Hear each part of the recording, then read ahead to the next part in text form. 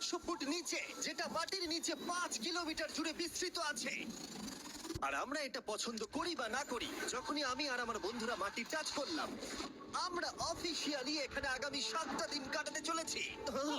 বাবারে, এটা আমার জীবনে করা সব থেকে ভয়ঙ্কর জিনিস। প্রথমত, আমাদের এখন এখান থেকে অনেকটা দূরে যেতে হবে। কেন? যদি ঝড় বৃষ্টি হয় তাহলে এই পুরো জায়গাটা জলে ভরে যেতে পারে, আর সমুদ্রের মতো ঢেউ এসে সবাইকে ভাসিয়ে নিয়ে যেতে পারে। সেই জন্য আমাদের আরো ভিতরে যেতে হবে একটা বেস ক্যাম্প বানানোর জন্য। ভাই এটা পুরো পাগলাম। এটা একটা অন্য জগৎ মনে হচ্ছে। এই কেভ এন্ট্রান্সটা হয়তো দেখতে সুন্দর, কিন্তু দেখে যা মনে হচ্ছে আসলে তা নয়। আর আমরা হয়তো জানি না যে আগামী 7টা দিন আমাদের জীবনের সব থেকে কঠিন সময় হতে চলেছে। সব থেকে বাজে ডিসিশন। ঠিক আছে, আর কিছুক্ষণের মধ্যে অন্ধকার হতে চলেছে। ক্যাম্প না করলে আমরা বিপদে পড়বো। আমরা কোথায় যাচ্ছি সেটা কি বলবে? আমাদের ক্যাম্প সেটআপের জন্য একটা ফ্ল্যাট গ্রাউন্ড খুঁজতেই হবে। কেভের ভিতরে ঢোকার পরে আমরা এমন একটা জায়গা খুঁজে পেলাম যেটা অনেকটা উঁচুতে থাকায় আমরা জল থেকে সুরক্ষিত থাকতে পারবো। তার মানে এটা ক্যাম্পের জন্য পারফেক্ট। পারফেক্টটা একটু বেশি হয়ে গেল। মোটামুটি বলা যেতে পারে। ঠিক আছে, ক্যাম্পের জন্য মোটামুটি প্রথম দিনের বাকিটা আমরা কাটিয়ে দিলাম আমাদের জিনিসপত্র আনতে। প্রত্যেকটা ব্যাগের ওজন প্রায় 80 পাউন্ড। আর যেমনটা তোমরা ফুটেজে দেখছো, আমরা এটা করতে 4 ঘন্টা লাগিয়ে দিলাম। এখান থেকে যাওয়া খুব কঠিন। তারপরে আমরা সবাই বেস ক্যাম্পে ফিরে গেলাম। ঠিক আছে, আমরা এখানে লাইট লাগিয়ে দিলাম। আমাদের সব জিনিসপত্র হোম বেসে চলে এসেছে। একটু ক্যামেরাটা ওদিকে দেখাবে। ওদিকটা কিন্তু ভয়ানক অন্ধকার, আর সবসময় এরকমই থাকবে। তাই আমরা ক্যাম্পিং গ্রাউন্ডের জন্য খুব বেশি কিছু করতে পারলাম না। কটা ফুটো করে দড়ি টাঙিয়ে দিলাম। এটা ধরো আর ওঠো দেখি। মনে হচ্ছে আমাদের হ্যামক গুলো ভালোই সাপোর্ট পাবে। আর তারপরে আমাদের সার্ভাইভাল গাইড জুয়ের সাহায্যে আমরা হ্যামক টাঙালাম। এই সরু দড়িটা আমার হ্যামকটাকে ধরে রাখবে। হ্যাঁ, ডিনার খেয়ে আমরা প্রথম রাত্রি ঠান্ডার জন্য তৈরি হলাম। আমি মিথ্যে কথা বলবো না, আমি যতটা ভেবেছিলাম তার থেকে এই হ্যামকটা অনেক বেশি কমফোর্টেবল। এই Oh God, আমি তো আমার চমকেই হাতটা তো গেছিলাম। বড় কেন ভাই? এই কেভটা 2.5 কিলোমিটার ডিপ, আর আমরা এখন এন্ট্রান্সের কাছেই ক্যাম্পিং করছি। কাল আমরা অনেক কিছু এক্সপ্লোর করব। তোমরা কেমন ঘুমালে? ভয়ঙ্কর। ঘুমই হয়নি। এটা সত্যি একটা অস্বস্তিকর পরিবেশ। কেভের উপর থেকে অনবরত আমাদের উপরে জল পড়েই যাচ্ছিল, তাই উপরে একটা প্লাস্টিক চাপালাম, কিন্তু তাও আমাদের হ্যামকের উপরে জল পড়েই যাচ্ছিল। একটা আইডিয়া আছে, চলো শেল্টারগুলোকে ভালোভাবে তৈরি করি। আমার মনে হয় এই প্লাস্টিকগুলোকে জুড়ে দিলে আর জল পড়বে না। বাহ, তুমি তো জিনিয়াস। আমি শুধু একজন ইউটিউবারই নয়, ঠিক আছে? আমার হ্যামকটা এটার উপরে ঝুলছিল।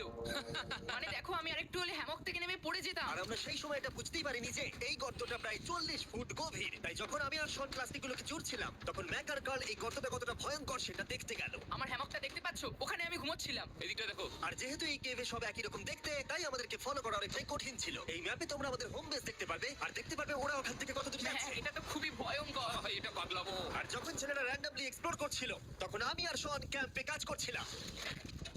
এই স্লিপিং ব্যাগটা এখানে কেন পড়ে? কারণ এটা থেকে পিয়ের গন্ধ বেরোচ্ছে। ইয়া, এটা থেকে শেখা উচিত স্লিপিং ব্যাগ ভাড়া নিতে নেই। আমরা স্লিপিং ব্যাগ কেন ভাড়া নিয়েছি? কেন আমরা জানি। স্লিপিং ব্যাগগুলো কিনে আনতে পারলাম না? আর তারপরে আমরা এই দুটো প্লাস্টিককে জিপ টাই দিয়ে ছুড়ে দিলাম। কিছু মনে করো না, এই দড়িটার উপরে আমার জীবন বাজি আছে। আর তখন ওইদিকে ম্যাকার গার্ল তখন ওই গর্তের মধ্যে। ও মাই গড, ম্যাক।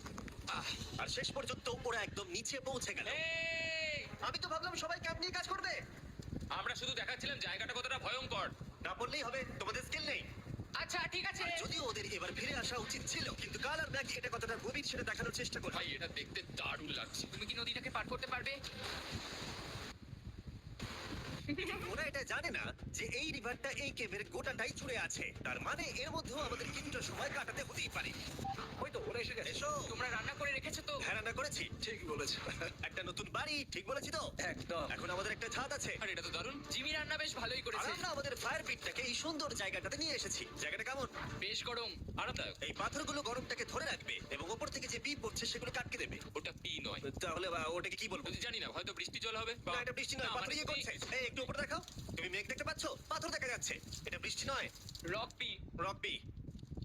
ঠিক আছে রকপি। ঠিক আছে, রকপি। আর একটা শুকনো রাত ঘুমিয়ে কাটাবার পরে আমরা ঠিক করলাম জো আমাদের সার্ভাইভাল এক্সপার্ট, তাকে নিয়ে আমরা কেভের শেষ প্রান্ত অব্দি যাবো। Cave, cave cave, cave cave, cave cave. দেখা যাক আমরা কেভের কতটা গভীরে যেতে পারি। তোমরা কিন্তু মনে রাখবে আমরা সবেমাত্র কেভের এন্ট্রান্সের দিকেই আছি, আর আমাদের ইচ্ছা এই কেভের শেষ প্রান্ত অব্দি যাওয়া, অবশ্যই না মরে গিয়ে। ও মাই গড, এটা তো খুবই স্টিফ। আরে এটা তো সবে শুরু। আমরা কেভের আরো গভীরে এসেছি। তোমরা সবাই সাবধানে আসবে। এটা খুবই ছোট জায়গা, আমার মনে হয় না এখান থেকে আমি যেতে পারবো। কেভ এক্সপ্লোরের ইন্টারেস্টিং জিনিসটা হলো যা হোক করে আমাদের এই ছোট্ট ফাঁকগুলোর মধ্যে দিয়ে এগিয়ে যেতে হবে। ও মাই গড, খুব ছোট জায়গা। তারপরেই খুব বড় একটা জায়গা আসবে, সেটা এতটাই বড় যে কিছু না দেখতে পাওয়ার জন্য এটা করতে হলো। ও মাই গড। এবার আমি সব দেখতে পাচ্ছি, এটা দুর্দান্ত। এটা তো অনেক আলো। ভাই জায়গাটা কতটা সুন্দর দেখো। ইয়ে! বাপরে কি আলো, আমি তো তাকাতেই পারছি না। আমি তো অন্ধ হয়ে যাবো মনে হচ্ছে। এ বাবা, এটা কি কি হলো? আমরা বোধহয় ঠিক মতো এটাকে ব্যবহার করতে জানতামই না। চলো এগিয়ে যাই। আর তাই আমরা এগোতে থাকলাম। এই যে এই জায়গাগুলো এগুলো খুব ভালো ধরার এখানে? জায়গা। এগুলো ধরে এখান থেকে পা ঘুরিয়ে চলে আসতে পারবে। হ্যাঁ, একদম পারফেক্ট। জো সব থেকে ভালো কেভ গাইড। এভাবে কেউ গাইড করতে পারবে না। ঠিক আছে, এইবার ব্যাপারটা ইন্টারেস্টিং হবে। কি? এটা কি? এখান থেকে আমাদের ওয়েট শুট পরে সাঁতার কেটে যেতে হবে। গতকাল ম্যাক আর কার্ল এটা নিয়ে মজা করছিল, কিন্তু এই কেভে আমাদের পরের অ্যাডভেঞ্চারটা ছিল একটা প্রায় জমে যাওয়া নদীর মধ্যে। ও মাই গড, এটা তো পাগলামি! তার মানে আমাদের ওয়েট শুট করতেই হবে যাতে আমাদের হাইপোথার্মিয়া না হয়। আমরা এটা কেন করছি? এই এক্সপেরিয়েন্সটা তো জীবনে একবারই হবে। এটা করলে হয়তো আর নাও বেঁচে থাকতে পারি। আমাদের এই কেভের শেষে পৌঁছতে হলে আমাদের এই নদীর মধ্য দিয়ে, এই ছোট্ট পাথগুলোর মধ্য দিয়ে সাবধানে ধীরে ধীরে এগিয়ে যেতে হবে। আস্তে আস্তে নামো, স্রোতের কারণে পা পেছনে টানতে পারে। ঠিক আছে, আমি তাহলে নামছি। তুমি ওই দেয়ালগুলো ধরে ধরে এগোতে থাকো আস্তে এটা তো আস্তে। খুব ঠান্ডা। তুমি পারবে জিমি। জানি না এখানে ঢুকতে পারবো কিনা। জিমি, এবার তুমি দল থেকে উঠে দাঁড়িয়ে পড়ো। Oh my God! এটা সত্যি একটা পাগলামি। এখানে কি ঠান্ডা! যখন তোমরা খুব ঠান্ডা জলের মধ্যে থাকবে তখন একটা পাথরকে ধরে এগিয়ে চলা খুব কঠিন হবে। Oh my God! এটা সত্যি পাগলামি। Back guard, চলে এসো। আমার ভয় লাগছে। চলো চলো, পারবে। এগোতে থাকো, পেছন দিকে তাকিও না। একবার দেখো আমরা কি করছি। কিন্তু এই বাধাগুলো এতটা কঠিন ছিল না সামনে যা আসতে চলেছিল তার তুলনায়। আমরা পেরেছি। কেভ কেভ কেভ এই, কেভ। একটা কথা শোনো, আমরা 10% আসিনি। তার মানে এখনো আমরা শুধুমাত্র সার্ফেসেই রয়েছি। আর শেষ প্রান্তে পৌঁছতে হলে আমাদেরকে আরো 2 কিলোমিটার যেতে হবে। যেরকম তোমরা দেখতে পাচ্ছ এখানে 24/7 বৃষ্টি হয়, তাই আমি একটা আড্ডা মারার জায়গা তৈরি করেছি যেখানে আমরা কেউ ভিজবো না। আমি ভাবছি আমি যদি এটা না বানাতাম তাহলে কি হতো। আমি নিশ্চিত যে তোর একটা ভেজা পাথরের উপর শুতে হতো।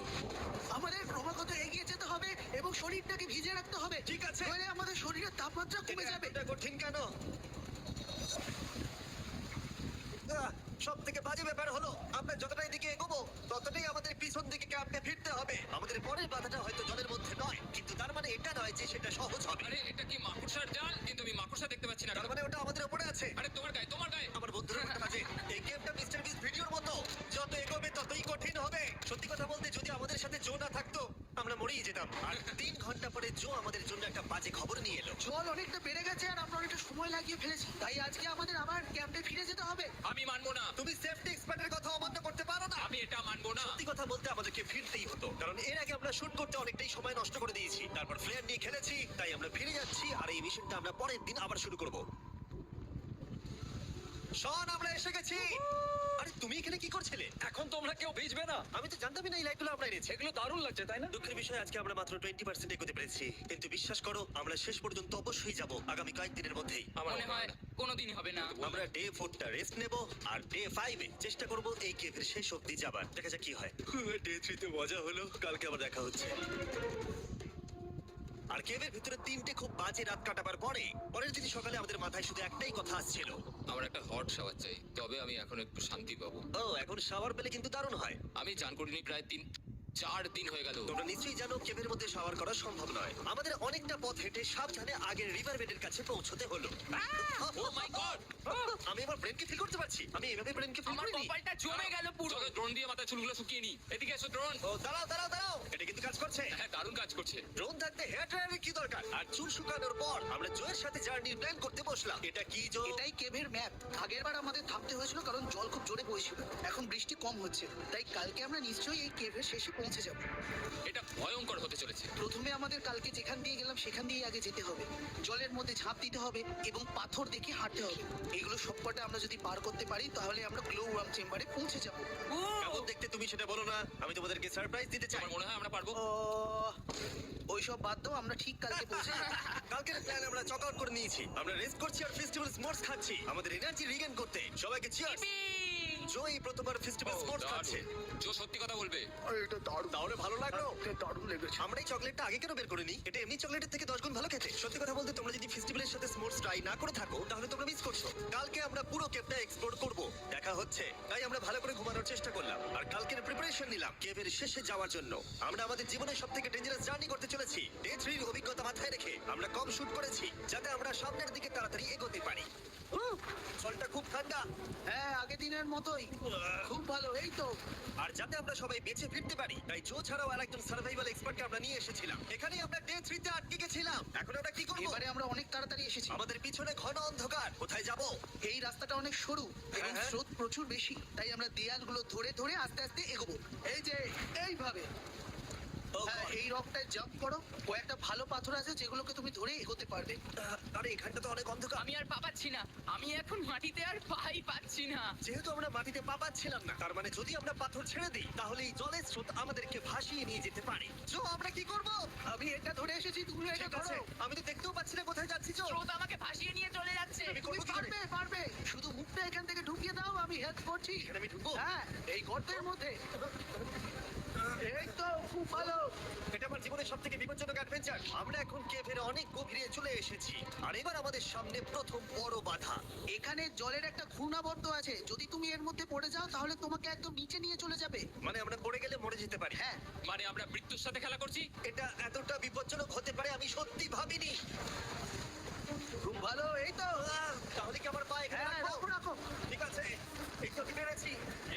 এটা আমার ভাবনার থেকেও বেশি কঠিন ছিল। এই নদীটা কতটা শক্তিশালী এই গোটা কেভটাকে তৈরি করেছে। কিন্তু মজার ব্যাপার হলো আমরা পাথরের মতো শক্তিশালী নই। আমি শুধুমাত্র মানুষের মতোই শক্তিশালী। সৌভাগ্যবশত কাল এই অ্যাডভেঞ্চারে লিড করেনি, তার বদলে আমরা একজন অ্যাভেঞ্জার জোকে পেয়েছি। ও কতটা এক্সপার্ট তার প্রমাণ হিসেবে বলতে পারি। সে লিটারালি কতটা ওপর থেকে আমাদেরকে নদীতে ঝাঁপ দিয়ে দেখালো। ও মাই গড, এটা পাগলামি। কে বললো এটা পাগলামি? এটা তো আমার কাছে খুবই সহজ। আমি এটা করব। তুমি কোনোভাবেই এটা করতে পারবে না। আরে কি বলছোটা কি তুমি? আমি এক্ষুনি করতে চাই। চলো যাচ্ছি। জো, গড স্পিড ব্যাক। জিমি আমার সাথে যা যা করেছে তার কাছে এটা তো কিছুই নয়। 3 2 1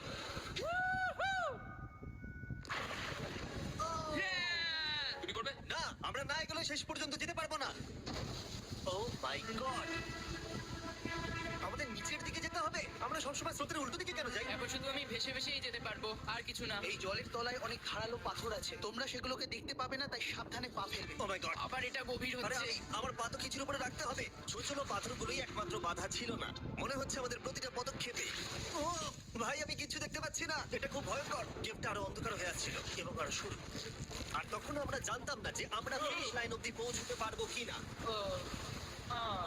আমি ক্লান্ত হয়ে পড়েছি। এই কেভে আরো কঠিন বাধা আসার আগে তোমাদেরকে আমি কিছু দেখাতে চাইবো। জো, তোমার ব্যাগটা দাও। Thank you. তুমি জানো এর মধ্যে কি আছে? না, জানি না কি আছে। Brand new mister beast lab swamp.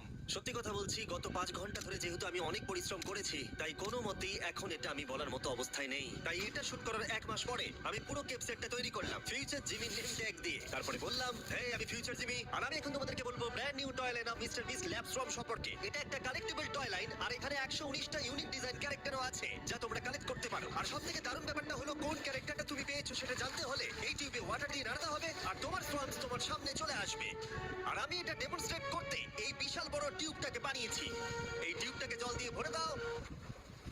তোমাদের এত জলের দরকার নেই, এটা অনেক বড় বলে এত লাগছে। ঠিক আছে, এটা এখন জলে ভর্তি হয়ে গেছে। এবার এটাকে একটু নাড়াতে হবে।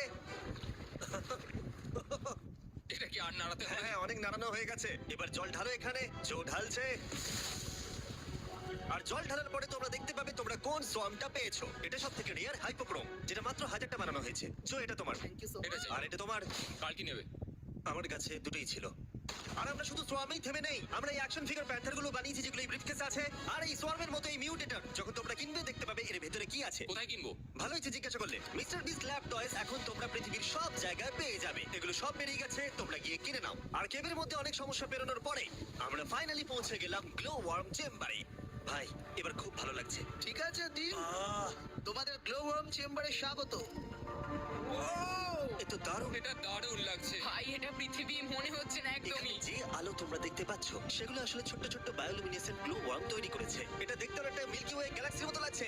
ওয়াও! আর এই মুহূর্তটা, এই ভিউ, সত্যি বলতে এই ট্রেকের সমস্ত ক্লান্তি যেন দূর করে দিল। এখান অব্দি পৌঁছানো যেন সত্যি একটা অ্যাচিভমেন্ট ছিল। কিন্তু এখন আমাদের যাত্রা শেষ হয়নি, কারণ আমাদের এখান থেকে এখন বেস ক্যাম্পে ফিরতে হবে। আজকে ডে 6 হতে চলেছে, এখনো ওরা আসেনি আর আমি খুব ক্লান্ত।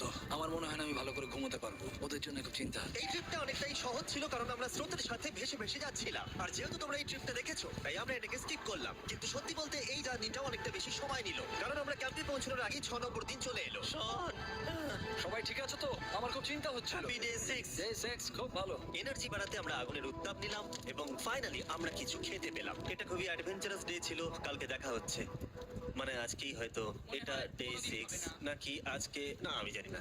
এত বড় ট্রেক সম্পূর্ণ করার পরে শারীরিকভাবে চূড়ান্ত ক্লান্ত হওয়া সত্ত্বেও জানি না কেন কিন্তু আমি একদমই ঘুমাতে পারছিলাম না।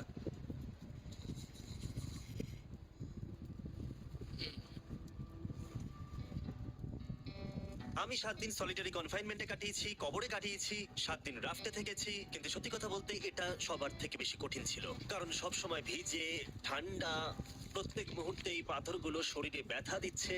বেশিরভাগ সময়টাই এই কেভটা দুঃস্বপ্নের মতো ছিল, কিন্তু তোমার আর আমার মধ্যে জিমি! ইয়ো! গার্ড, আমাকে দেখতে পাচ্ছো? এটা পৃথিবীর সবথেকে উজ্জ্বল টর্চ। মজার মুহূর্ত অনেক ছিল। মাটির নিচে 300 ফুট গভীরে অভিযান চালানো থেকে আমাদের সবাই মিলে হ্যামক নিয়ে হাসাহাসি করা সবকিছুই অভিযানের অংশ ছিল। যেহেতু আমাদের সঙ্গ দারুণ, চলো তিমির মতো আওয়াজ করো। তাই এই ভিজে ঠান্ডা পাথুরে অদ্ভুত কেভের ট্রিপটা বদলে গেল আমাদের জীবনের সব থেকে সুন্দর মুহূর্তে।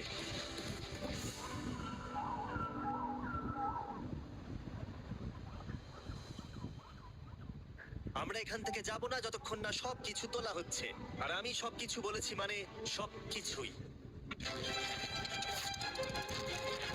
চলো এবার বেরোনো যাক। আর যখন আমরা মাউথ কেভে আবার ফিরে এলাম, ভাই ওপরটা দেখতে দারুণ লাগছে, তখন জোয়ের জন্য একটা সারপ্রাইজ ছিল। বেরোনোর আগে জো, আমরা তোমার কাছে কৃতজ্ঞ। তাই এই নাও $50,000 নিউজিল্যান্ড ডলার, 10,000 করে প্রত্যেক জনের প্রাণ বাঁচানোর জন্য। Oh my god, thank you so much Jimmy. Thank you Joel. Love you, Joel! এবার আমাদের সব কাজ হয়ে গেছে, চলো বেরোনো যাক।